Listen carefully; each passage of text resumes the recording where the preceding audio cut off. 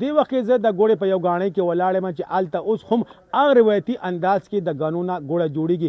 دا ګوړه څنګه جوړېږي او په دې هکله باندې څه پروسس دی؟ نو دې وخت کې موږ سره موجود دی د دې علاقې زمیندار چې هغه هم خپل ګني ګاڼۍ ته راوړي دي. فواد دا راته ووایه چې تل د نن ته خپل ګني راوړي او دې پروسس موږ ته ووایه چې زمونږ دا ګوړه څنګه لکه د ګنو نه څنګه ګوړه بدلیږي. تاسو د غنو خبرو که چې دا غنو نه ګوړه څنګه جوړېږي.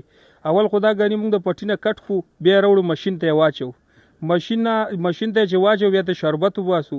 چې شربت ته وباسو بیا دې پسې 2 غنټې اور بل شي. 2 غنټې اور بل شي بیا دا ترې ته راواچو. بیا داسې له 7 منټه بس دې نه ګوړه جوړه شي. او دا زموږ د مشرانو پخوانی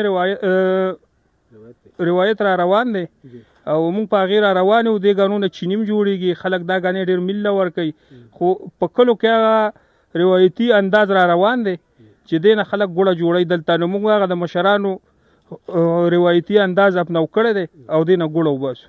یقینا ملګرو تاسو د فواد دا خبرې واورېدې چې څنګه دا پروسس هغه وایي چې موږ به دا ګني چې کوم دی پټي کې مخکې کټ کړو او هغه ګني موږ هلته ګاڼۍ ته راوړو او ګاڼۍ چې کوم دی اینه موږ ګاڼۍ کې دا چې ورکوو نو اینه جوس جوړېږي او هغه جوس چې کوم دی نو هغه بیا کړي ته ځي او هلته هغې نه ګوړه بدلېږي. جی